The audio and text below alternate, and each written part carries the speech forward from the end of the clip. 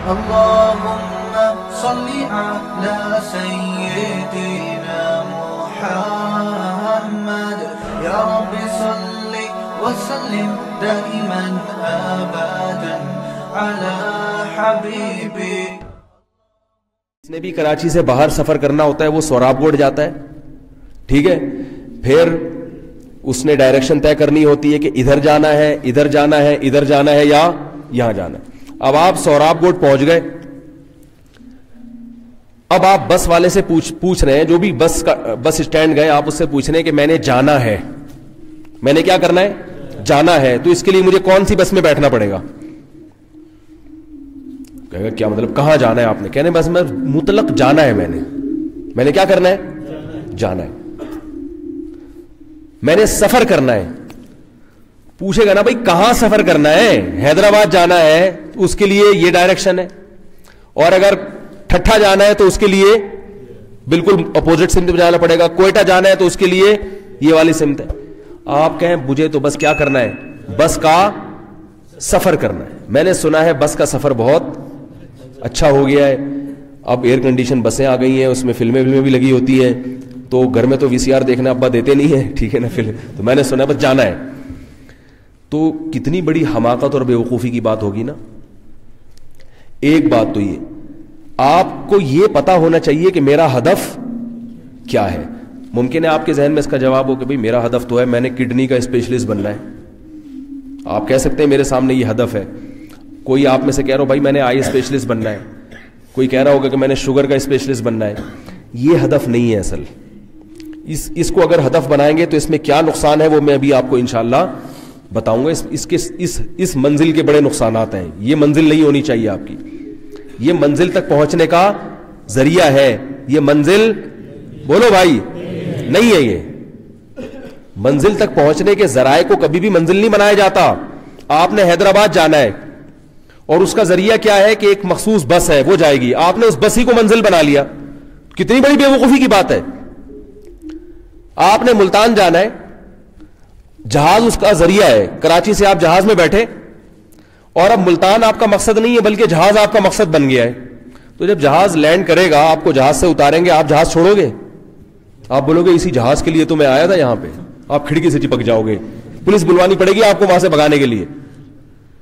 جو ذریعہ مقصد تھا آج مسلمان نے غیر مسلموں کی اتباع میں, کیونکہ ان کے پاس اللہ اس کے رسول کا راستہ نہیں ہے, انہوں نے ذرائع کو مقصد بنا لیا ہے, اس لیے وہ خودکشیاں کرتے اتنی ترقی کے باوجود, وہ جہاز چھوڑنے کے لیے تیار نہیں ہوتے. آپ نے مقصد کو ذریعہ بنانا ہے, جو اصل مقصد ہے اس کو مقصد بنانا ہے, ذریعے کو مقصد نہیں بنانا. اس پر میں ابھی چھوٹی سی بات اور کروں گا, پہلے میں ایک اور مثال سے بات سمجھاؤں. دوسری مثال یہ ہے کہ اگر کوئی آپ سے پوچھے کہ آپ سفر کر رہے ہیں, سوراب گوڑ پہ آپ کھڑے ہوئے ہیں, آپ سفر کرنا چاہتے ہیں, کوئی آپ سے پوچھے کہ بھائی آپ جہاں بھی جانا چاہتے ہیں تو آپ کو آدھے گھنٹے کے بعد کہاں ہونا ہے, آپ آدھے گھنٹے کے بعد کس اسٹاپ پہ آپ کو, جیسے میں کل پنڈی سے ڈائیو میں بیٹھا تو ایبٹ آباد آ رہا ہوں نا, تو مجھے یہ مولانا عمیر صاحب نے بتایا کہ بھائی اتنی دیر کے بعد آپ کہاں ہوں گے, ہری پور ہوں گے. اتنی دیر کے بعد کہاں ہوں گے؟ اگر میں اتنی دیر کے بعد ہری پور نہ پہنچتا تو مجھے ٹینشن ہوتی نا کہ یار جو اصل منزل تھی ایبٹ آباد اس میں کیا ہو رہا ہوں, میں لیٹ ہو رہا ہوں. اتنی دیر کے بعد مجھے کہاں ہونا تھا, ہری پور ہونا تھا, کیونکہ مجھے معلوم ہے کہ جانا مجھے کہاں ہے, ایبٹ آباد. اگر مجھے یہی نہ پتا ہو کہ میں نے جانا کہاں ہے تو پھر میں ان سے پوچھ رہا ہوں اور یہ مجھ سے پوچھ رہے ہیں کہ مفتی صاحب 1 گھنٹے کے بعد آپ کو کہاں ہونا ہے, تو میں بتا سکتا ہوں کہاں ہونا ہے. بھائی مجھے نہیں پتا کہ مجھے پشاور ہونا ہے 1 گھنٹے کے بعد, مجھے ملتان پہنچنا ہے, مجھے کہاں پہنچنا ہے. تو اصل منزل جب آپ متعین کرتے ہو تو پھر آپ کو پتا ہوتا ہے کہ اس منزل تک پہنچنے میں 3 گھنٹے لگیں گے اصل ہدف تک پہنچنے میں, لہذا 1 گھنٹے کے بعد مجھے اس ہدف تک بہرحال پہنچ جانا چاہیے. یہ میری منزل ہے, یہ اسٹیشن ہے, یہ اڈا ہے, یہاں 1 گھنٹے کے بعد مجھے ہونا ہے. اس کا آپ کا تعین جب ہوگا جب آپ کو یہ پتا ہو کہ 3 گھنٹے کے بعد میں نے کہاں پہنچنا ہے. نہیں آ رہی میرا خیال ہے بات سمجھ. تو سفر میں ڈائریکشن کیا ہونی چاہیے, آپ کی جانا کس سمت میں ہے یہ جب تک آپ کو معلوم نہیں ہوگا, جب تک آپ کے سامنے کوئی منزل اور مقصد نہ ہو, اس کو متعین کر کے آپ طے کرو گے کہ 1 گھنٹے کے بعد میں نے کہاں ہونا ہے, 2 گھنٹے کے بعد مجھے کہاں ہونا ہے, 10 سال کے بعد میں نے کہاں ہونا ہے, 20 سال کے بعد میں نے کہاں ہونا ہے. ہمارے ہاں جو اسٹوڈنٹس پڑھ رہے ہیں ان سے کوئی پوچھے کہ 5 سال کے بعد آپ کو کہاں ہونا ہے, کہیں تو اللہ نے لکھا ہوا ہے جہاں ہونا ہوگا وہاں ہو جائیں گے, یہ تو پہلے سے تقدیر میں لکھا ہوا ہے. بھائی ہو جائیں گے یار, ابھی تو ہمیں یہ پڑھنے دو. بھائی آپ کیا چاہتے ہو 4 سال کے بعد آپ کو کہاں, آپ اپنے آپ کو کہاں دیکھنا چاہتے ہو؟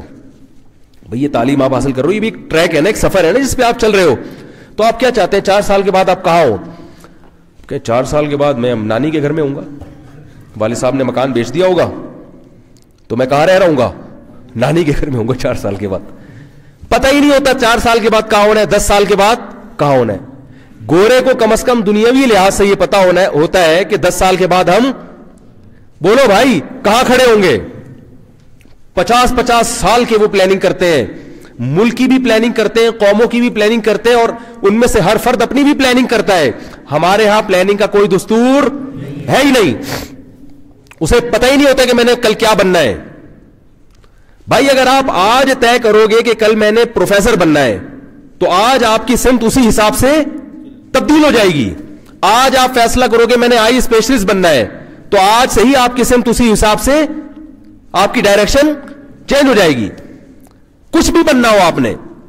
تو پہلی غلطی یہ کرتے ہیں کہ ایک اندھیری کوٹری میں چلے جا رہے ہیں اور جہاں قدم کچھ پتہ نہیں ہے کہ اگلا قدم ہم نے کہاں رکھنا ہے. دوسری جو اس سے بھی بڑی غلطی ہے کہ دیکھو آپ جو بھی ویژن بناتے ہو وہ ویژن ہی آپ کا مقصد ہوتا ہے نا. تو اس ویژن کی 2 قسمیں ہیں. ایک الٹیمیٹ ویژن ہوتا ہے, جو ایسا ویژن ہے جو غیر مسلم کے پاس, بولو بھائی, نہیں ہے. جلدی سے بات سمیٹ کے میں ختم کرتا ہوں. دیکھو آپ نے ہدف بنایا کہ میں نے اس K2 کی پہاڑی پہ چڑھنا ہے, آپ نے ہدف بنا لیا, میں نے کیا کرنا ہے اس حساب سے اب آپ تیاری شروع کرو گے. آپ کو پتا چل گیا ایک آدمی کا ہدف ہی نہیں ہے کہ کیا کرنا ہے, وہ تو اس کو نہیں پتا کتنا پانی میں نے ساتھ لینا ہے, کتنا زیادہ راہ لینا ہے, اسے پتا ہی نہیں ہے. آپ نے ایک ہدف بنایا کہ یہ K2 پہاڑی پر میں نے کیا کرنا ہے, اس کو عبور کرنا ہے. اب آپ کے سامنے ایک منزل آ گئی. اب آپ نے کیا کیا بھائی, کیلکولیٹ کیا اتنا ٹائم لگنا چاہیے, ایسا نہ ہو کہ 10 سال لگ جائے اسی کام میں, مجھے اتنی میری عمر نہیں ہے, اتنی میری زندگی نہیں ہے, لہذا مجھے اتنے ٹائم کے اندر اس ہدف تک پہنچنا ہے, اور اس ٹائم میں اس ہدف کو اچیو کرنے کے لیے مجھے اتنا پانی چاہیے, میری صحت ایسی ہونی چاہیے, اتنی رننگ روزانہ میں نے کرنی ہے تاکہ اسٹیمنا پیدا ہو. اس حساب سے آپ نے تیاری کرنا شروع کر دی. ٹیمپریچر کتنا ہوگا ساری معلومات لے کے پوری آپ تیاری کر کے آپ اس ویژن تک پہنچو گے. آدھے لوگ پہنچ جائیں گے اور آدھے ناکام ہو جائیں گے. ایسا ہی ہوتا ہے نا, ہر آدمی کو اس کا مقصد تھوڑی حاصل ہوتا ہے. جو ناکام ہو گئے ان کی زندگی تباہ ہو گئی کہ نہیں ہو گئی, بولو بھائی. ان کی زندگی کا مقصد کیا تھا, ماؤنٹ ایورسٹ کی پہاڑی کو عبور کرنا. سارے دنیا کے مقاصد میں کامیاب ہوتے ہیں؟ ام للانسان ما تمنا, اللہ فرماتے ہیں انسان کو وہ کچھ نہیں ملے گا جس کی وہ تمنا کرے گا. ہر آدمی نہیں پہنچ پاتا. ہمارے ایک دوست تھے, ایک ہی بیٹا تھا ان کا, اکلوتا, نہ بیٹی نہ اور کوئی اولاد. ان کا ارادہ تھا اپنے بچے کو میں پڑھاؤں گا لکھاؤں گا. تعلیم مکمل کرائی, ملٹی نیشنل کمپنی میں جاب ملی, بہت اچھی پوسٹ پر. پہلی سیلری کا جو دن تھا اسی دن بچے کی ڈیتھ ہو گئی کرنٹ لگنے سے. انہوں نے جس چیز کو ویژن بنایا وہ سارے خواب ان کے چکنا چور ہو گئے کہ نہیں ہو گئے؟ تو پھر ظاہر ہے خودکشیاں ہوں گی, ڈپریشن کے, بولو بھائی, مریض بنیں گے, گولیاں بھی کھائیں گے, راتوں کی نیندیں بھی اڑیں گی, پھر روحانی علاج والوں کے پاس بھی جائیں گے, جن چڑیل بھوت کے ڈراموں میں بھی پڑیں گے, اور سارے ڈرامے ہوں گے. پھر یہ تو کچھ لوگ تو وہ ہوں گے جو اس ہدف تک پہنچ نہیں پائیں گے, وہ تو ویسے خودکشی کریں گے. جو پہنچ پائیں گے وہ بھی خودکشی کریں گے. کیوں؟ اس لیے کہ جب وہ وہاں پہنچیں گے اس کے بعد ان کے پاس کرنے دھرنے کا کوئی کام رہے گا نہیں. بھائی اب عبور کر لیا, انعام بھی مل گئے, عزت بھی مل گئی, اب کیا ہے؟ اب تو کچھ بھی نہیں ہے نا, اب اندھیرا ہے. بھئی اب کیا کریں, سب کچھ حاصل ہو گیا تو اب کیا کریں؟ اب آگے کیا ہے؟ موت ہے جو سارے خوابوں کو خاک میں ملا دیتی ہے. ترقی کرتے کرتے چاند پہ جو سائنسدان پہنچا ہے نا وہ بھی بالآخر قبر کی مٹی میں ہے. وہ چاند پہ جو نیل آرم اسٹرانگ پہنچا تھا وہ بھی آج کل کہاں ہے؟ قبر میں مٹی, کیڑے کھا گئے اس کی لاش کو, ختم. لوگ کہتے ہیں اس کا نام زندہ ہے. نام زندہ ہونے سے اس کو کیا فائدہ ہوا؟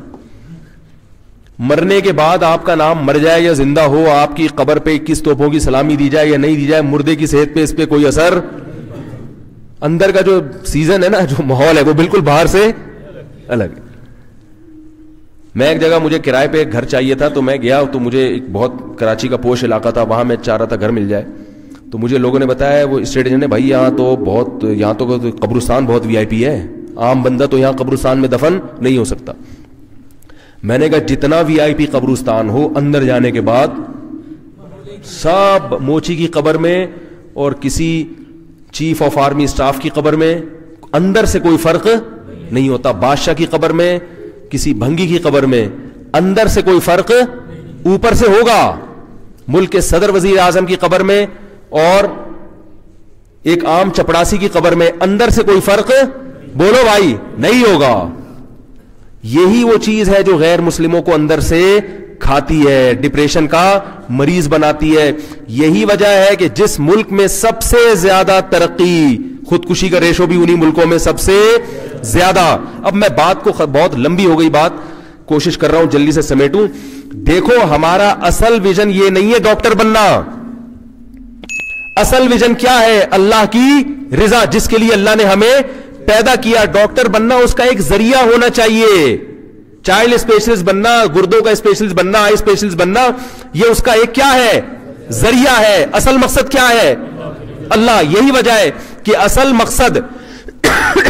مقصد پہ انسان ذرائع کو قربان کر دیتا ہے, ذرائع پر مقاصد کو قربان نہیں کرتا. ہمارے ہاں میڈیکل کالجز میں جو لڑکے پڑھ رہے ہیں, لڑکیاں پڑھ رہی ہیں, انہوں نے اصل ہدف ہی ڈاکٹر بننے کو بنا لیا. کیوں؟ اس لیے کہ اس میں عزت بھی ہے اور پیسہ بھی ہے. تو جب عزت یا پیسہ نہ ملے تو کیا ہوتے ہیں؟ پھر پریشان ہوتے ہیں, اور پھر عزت کے حصول کے اور پیسے کے حصول کے حرام اور ناجائز طریقے استعمال کرنا شروع کر دیتے ہیں, جو کہ ہمارے ڈاکٹروں میں میجورٹی یہ کام کر رہی ہے.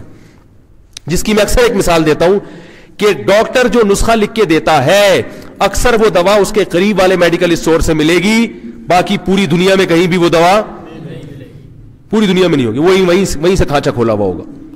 یہ حرام ہے یا نہیں ہے؟ پیشنٹ آپ کے پاس اس لیے تھوڑی ہے کہ آپ اپنی دکانیں چلاؤ.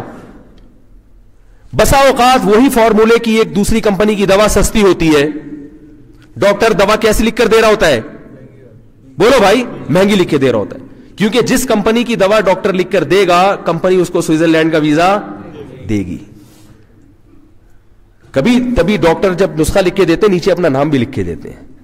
میں ایک جگہ ٹیسٹ کروانے گیا تو مجھ سے وہ پوچھ رہے ہیں, میں نے ایک ڈاکٹر سے کہا گیا یہ ٹیسٹ کروانا ہے, یہ لکھ کے دے دیں. ویسے ہی کوئی ایسا ٹیسٹ نہیں تھا. میں نے کہا یہ ٹیسٹ کروانا ہے, لکھ کے دے دیں. انہوں نے ایسے ہی لکھ کے دیا, نام وام نہیں لکھا, سادہ پرچی پہ لکھ دیا مجھے. میں جب گیا لیبارٹری تو لیبارٹری کا ڈاکٹر کا نام بتائیں. میں نے کہا آپ کو آم کھانے سے مطلب ہے, پیڑ گننے سے مطلب ہے؟ بھائی یہ ٹیسٹ ہے, بلکہ یہ پرچی پھاڑ کے پھینکو, میں آپ کو منہ سے کہہ رہا ہوں لپڈ پروفائل کا ٹیسٹ کروانا ہے, کولیسٹرول لیول ٹیسٹ کروانا ہے, منہ سے کہہ رہا ہوں میں آپ کو, پیسے دے رہا ہوں آپ کرائیں. نہیں جی ڈاکٹر کا نام بتاؤ. کیوں؟ ریکارڈ میں کیا ہو رہا ہے؟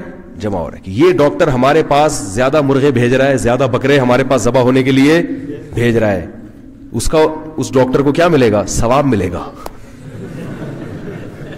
کیا ملے گا اس ڈاکٹر کو؟ دنیا میں بہت زیادہ کمپنی کی طرف سے. اس چکر میں ڈاکٹر کیا کرتے ہیں؟ ٹھیک ہے کمپنی اگر کسی ڈاکٹر کو فائدہ دیتی ہے حرام نہیں ہے, لیکن ڈاکٹر کے لیے حرام کیوں ہے کہ جب قریب میں ایک لیبارٹری تھی جو معیاری ہے اور سستی ہے, آپ اسے چھوڑ کر پیشنٹ کو دوسرے محلے میں کیوں بھیج رہے ہو؟ یہ حرام ہے بالکل. یہ پیشنٹ کے ساتھ کیا ہے؟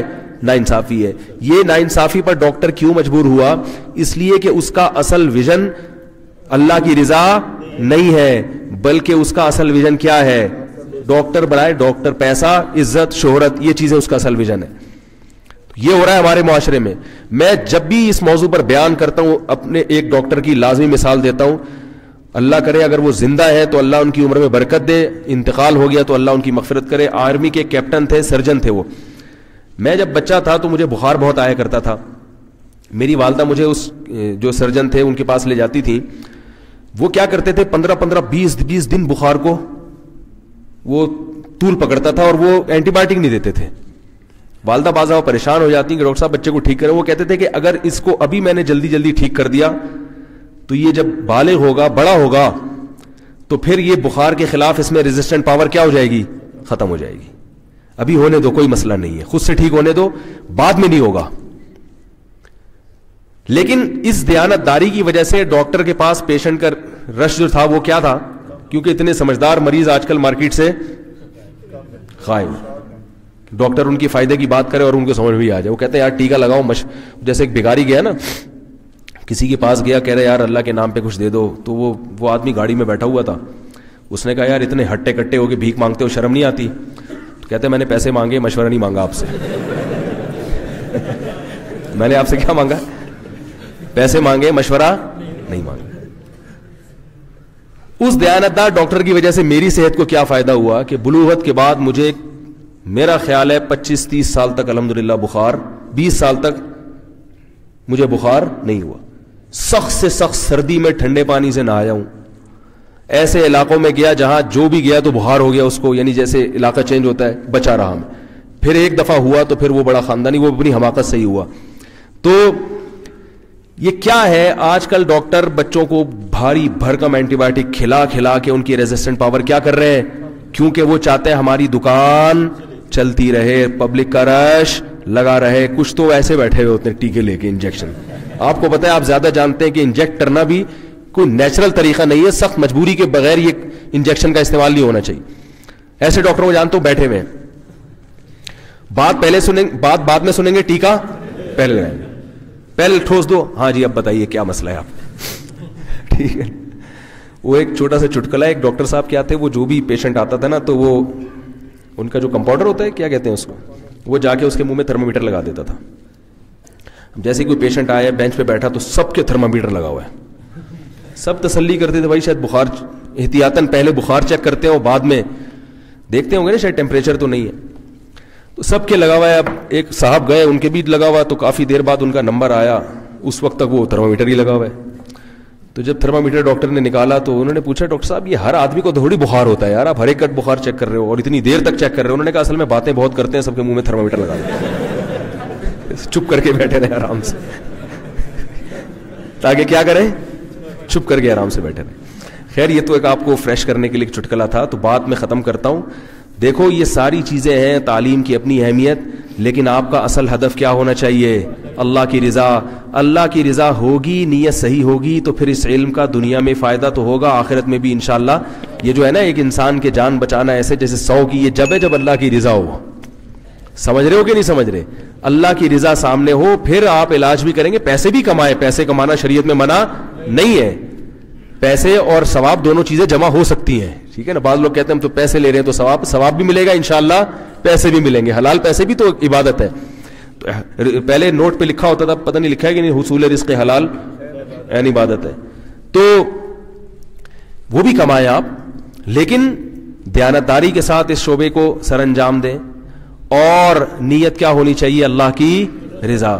لہذا کہیں پیسے کی اور عزت کی قربانی دینی پڑے مقصد کے حصول کے لیے تو وہ قربانی آپ دے لیں, اور ذرائع مقاصد کو ذرائع پر قربان نہ کریں. اللہ تعالیٰ مجھے بھی عمل کی توفیق عطا فرمائے, آپ حضرات کو بھی. الحمدللہ رب العالمین. سوالات ہیں کچھ؟ تو بہت سارے ہیں,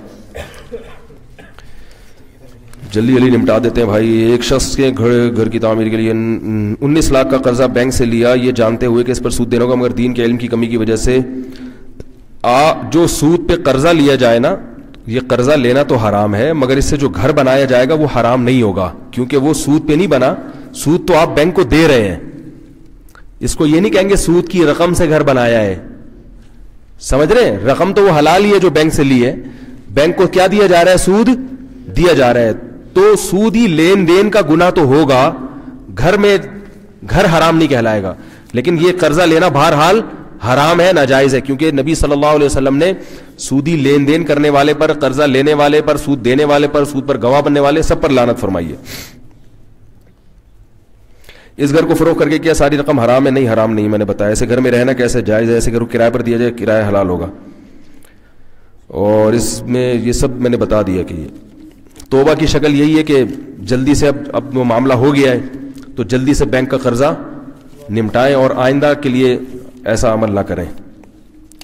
ایک شخص جو روڈ وغیرہ کی تعمیر پر ہو, گورنمنٹ سے زیادہ پیسے لے کر خراب اشیاء کا استعمال کر کے تعلیم اور باقی پیسے اپنی جیب میں ڈال لیتا ہے, حرام ہے بھائی یہ باقی پیسے. اس کی وراثت کیا ہے؟ وراثت میں بھی یہ رقم جائے گی تو ورثہ کے لیے بھی حلال نہیں ہوگی, صدقہ کرنا پڑے گا.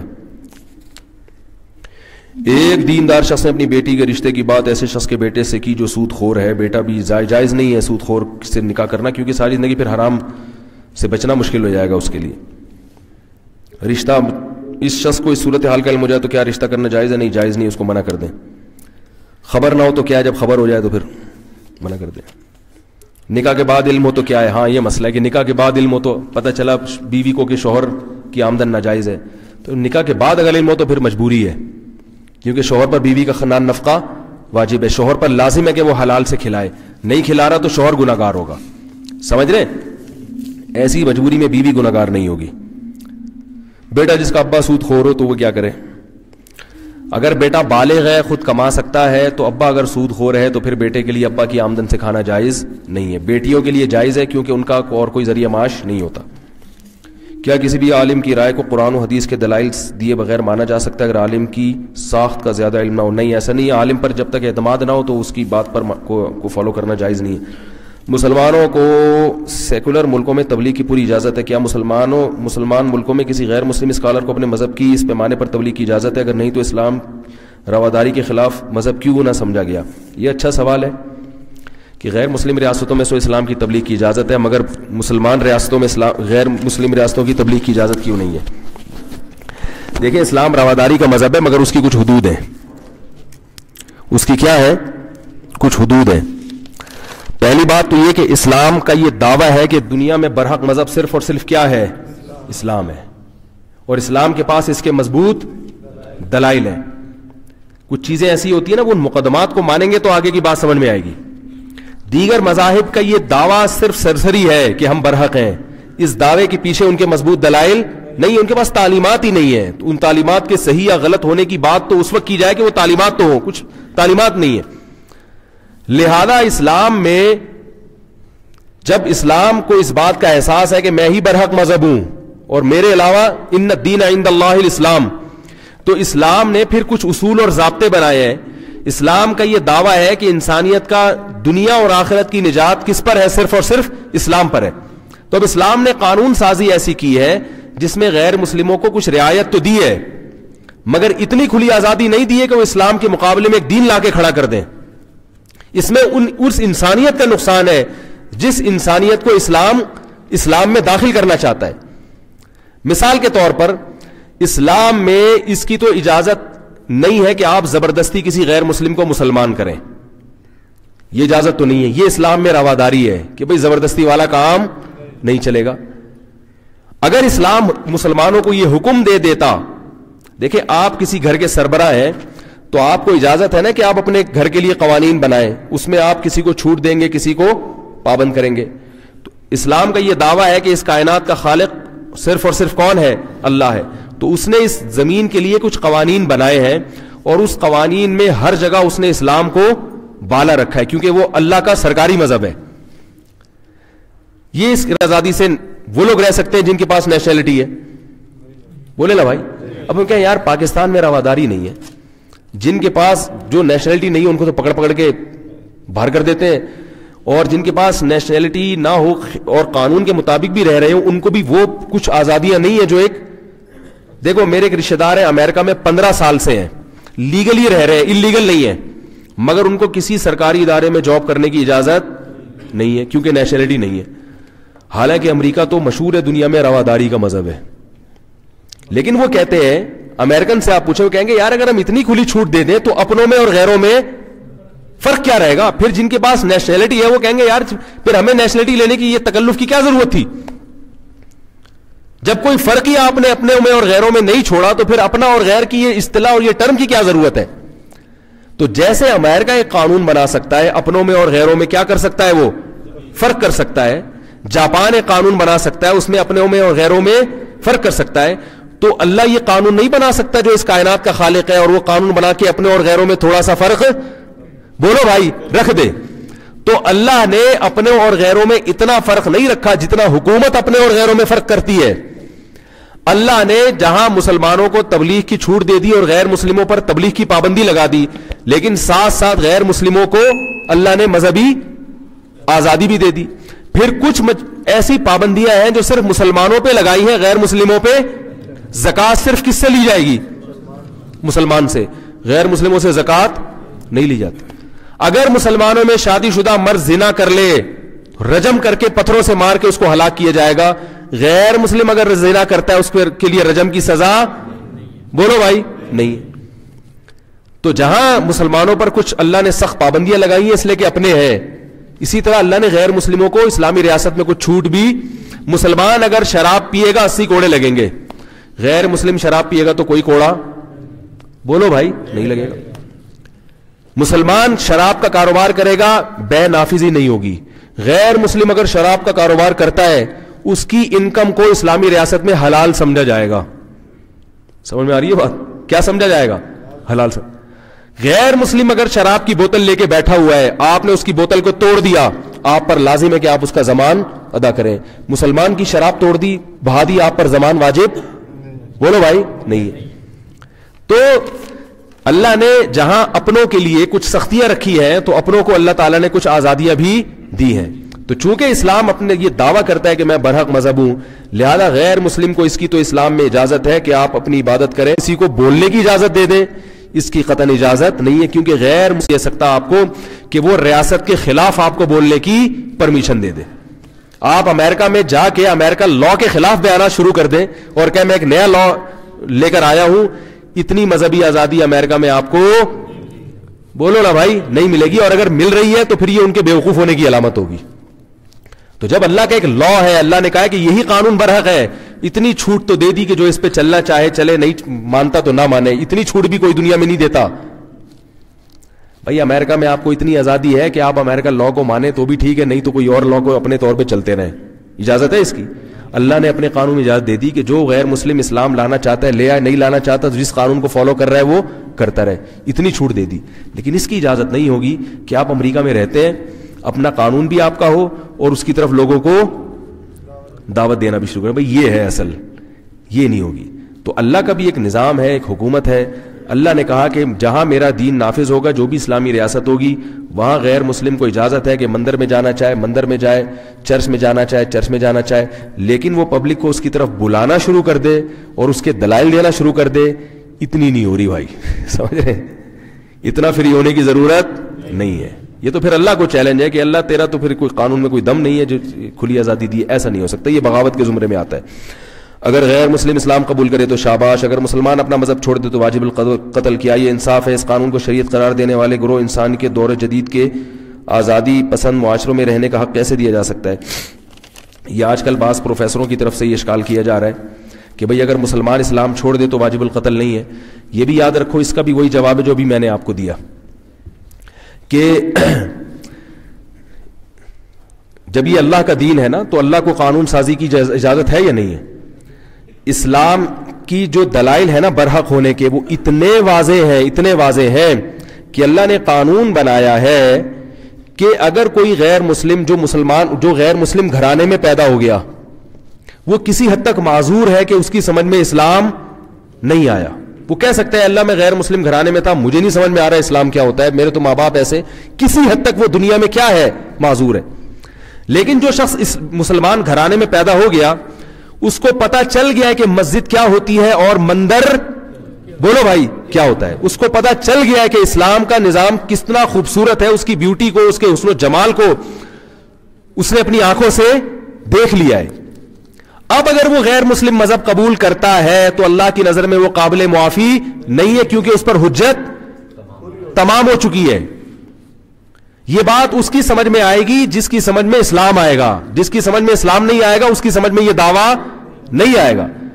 کیونکہ اللہ نے قد تبین الرشد من الغی, اللہ فرماتے ہیں ہم نے ہدایت اور گمراہی کو دودھ کا دودھ پانی کی طرح بالکل کیا کر دیا ہے, ممتاز. تو اب اگر کوئی شخص اسلام قبول کرنے کے بعد دوبارہ کنورٹ ہوتا ہے تو اسلام میں اس کو بغاوت قرار دیا گیا ہے. سمجھ میں آ رہی ہے بات؟ اور یہ مولویوں کے بنائی ہوئی باتیں نہیں ہے، رسول اللہ صلی اللہ علیہ وسلم کی صحیح حدیث ہے، من بدل دینہ فاقتلوہ، جو دین کو چھوڑ دے فرمایا اس کو قتل کر دو. لیکن یہ ریاست کا کام ہے، یہ بات ذہن میں رکھیں، ایسا نہ ہو کہ خود سے کچھ کرنا شروع کر دے، اس کو قتل کر دو. اس کی وجہ بھی یہ ہے کہ اس کی ایک اور میں مثال دیتا ہوں. اسلامی ریاست میں جب جہاد ہوتا تھا تو جہاد میں اصول کیا ہے کہ غیر مسلم اگر جزیہ دینے پر آمادہ ہو جائیں، جزیہ دینے پر آمادہ ہو جائیں اور آپ کی ریاست کو تسلیم کر لیں تو ان کو قتل کرنے کی اجازت نہیں ہے. لیکن فقہاء نے لکھا ہے کہ اگر وہ غیر مسلم ایسے ہے کہ ان کی مدر لینگویج عربی ہے، ان کی مدر لینگویج کیا ہے؟ عربی ہے، تو ان سے جزیہ نہیں لیا جائے گا. انہیں کہا جائے گا یا تو اسلام قبول کرو ورنہ جنگ کے لیے تیار ہو جاؤ. کیوں؟ فرمایا اس لیے کہ ان کی مدر لینگویج عربی ہے، وہ قرآن کو اس کی اصل زبان میں سمجھتے ہیں، لہذا ان پر حجت تام ہو چکی ہے. اب ان کے پاس یہ عذر نہیں ہے کہ ہمیں اسلام سمجھ میں نہیں آ رہا. ایک آدمی نے ماحول دیکھا ہو اسلام کا، مسلم معاشرے کا، اسلام کے ذائقہ اس نے چکھا ہو، اس کے بارے میں یہ فرض نہیں کیا جا سکتا کہ وہ اس کے سامنے معاملہ کیا ہو گیا تھا؟ بے غبار ہو گیا تھا. تو ایک حکمت تو اس میں یہ ہے کہ اللہ تعالیٰ کی نظر میں یہ جرم قابل معافی نہیں ہے کیونکہ تم نے دیکھ لیا. اب آپ اسلام کو دوسرے مذاہب سے کمپیئر کریں نا تو اسلام کی ٹکر کے مقابلے میں اسلام کے مقابلے میں کوئی مذہب ٹھہر ہی نہیں سکتا ہے. یعنی یہ تو ایسی بات ہے کہ اس کی تو مثالیں دینا بھی ایک یوں سمجھیں کہ کہتے ہیں نا کہ سورج کو چراغ دکھانا. نماز کا نظام دیکھ لو اسلام میں، کیا دنیا میں کسی مذہب میں ایسی عبادت ہے؟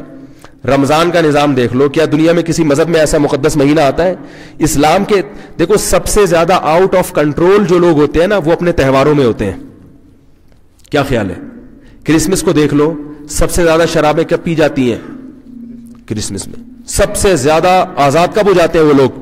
کرسمس میں. ہندو اپنی دیوالیوں میں جو ان کا مذہبی تہوار ہے. اسلام میں دو مذہبی تہوار ہیں، عید اور بقرعید. سب سے مقدس دن مسلمانوں کے کون سے ہوتے ہیں؟ یہ دو ہوتے ہیں جن میں عبادت ہوتی ہے، ایک عجیب سا نور برس رہا ہوتا ہے. میں ایسے غیر مسلموں کو جانتا ہوں جو صرف عید الفطر اور عید الاضحیٰ مسلمانوں کے ان تہواروں سے متاثر ہو کر مسلمان ہوئے، ابھی عبادتیں نہیں دیکھی انہوں نے. سمجھ رہے؟ مسلمانوں کا جو معیشت کا نظام ہے وہ نہیں دیکھا، صرف کیا دیکھیں؟ مسلمانوں کے تہوار دیکھیں اور اسلام ان کو سمجھ میں آ گیا. تو ایک غیر مسلم جس نے مسلمانوں کا تہوار دیکھا وہ اس کی سمجھ میں اسلام آ گیا. تو جو مسلمان صدیوں سے یا پیدائشی وہ مسلمان گھرانے میں ہو اور اس نے اسلام کی جو خوبیاں ہیں وہ اپنی آنکھوں سے اس کا مشاہدہ کیا ہو، وہ اگر یہ کہتا ہے کہ مجھے سمجھ میں نہیں آ رہا اسلام، مجھے غیر مسلم مذہب سمجھ میں آ رہا ہے، تو اسلام اس کی بات کو تسلیم بولو بھائی نہیں کرتا. اس کی میں ایک چھوٹی سی مثال دیتا ہوں. دیکھو یورپ امریکہ میں قانون ہے کہ اگر آپ کے پاس وہاں کی نیشنلٹی ہے، میاں بیوی میں علیحدگی ہو جاتی ہے تو وہ بچہ اس کے پاس رہے گا جو وہاں رہے گا. بچہ کس کے پاس رہے گا؟ جو امریکہ میں رہے گا. کیوں؟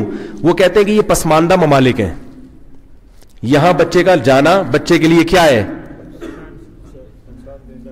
اگر بچہ آ بھی گیا نا زبردستی اٹھا کے لے آئیں گے. وہ بچہ کہے گا ابھی نہیں مجھے رہنا وہاں، اجازت نہیں ہے. ان کا خیال کیا ہے کہ یہ کون سا ممالک ہے؟ یہ پسماندہ ملک ہے، یہاں بچہ خراب ہو جائے گا، غربت نہیں ملے گی، تعلیم نہیں ملے گی. تو جب وہ ایک رائے قائم کر کے اس کو زبردستی مسلط کر سکتے ہیں تو اسلام ایک رائے قائم کر کے زبردستی مسلط نہیں کر سکتا اس کو کہ بھئی یہ برحق مذہب ہے، اس کو چھوڑنے کی آپ کو اجازت نہیں ہے، داخل ہونا آپ کی مرضی سے، چھوڑنا آپ کی مرضی سے نہیں ہوگا. ایک حکمت. دوسری حکمت یہ ہے کہ اسلام نے اس لیے بھی پابندی لگائی ہے تاکہ لوگ اسلام کو مذاق نہ بنا لیں، تاکہ لوگ اسلام کو مذاق نہ بنا لیں. کیونکہ ایسا بہت ممکن ہے کہ جاسوسی کرنے کی نیت سے کوئی شخص اسلام قبول کرے اور جب مفاد حاصل ہو تو ٹاٹا کر کے چلا جائے. تو اسلام نے کہہ دیا کہ آنے کا تو آپشن ہے، واپسی کا آپشن نہیں ہے. اور میرے ہاتھ پہ کچھ غیر مسلم الحمدللہ مسلمان ہوئے. مجھے یاد ہے ایک دفعہ ایک خاتون کا فون آیا ایک لڑکی کا کہ ایک کلیگ ہے میرے آفس میں، عیسائی ہے، مجھ سے بہت محبت کرتا ہے، عاشق ہو گیا، یہ ہو گیا، فلانا ہو گیا، مجھ سے شادی کرنا چاہتا ہے اور اسلام قبول کر رہا ہے. میں نے کہا وہ تو شادی کے لیے اسلام قبول کر رہا ہے تو دین کو مذاق بنا لے گا. اس نے کہا نہیں وہ کہہ رہے میں پہلے سے ہی مسلمان ہونا چاہتا ہوں، وہ تو شادی تو بہانہ ہے. اب ہمیں نہیں پتا کہ وہ اصل اسلام ہے یا اصل کیا ہے، شادی ہے.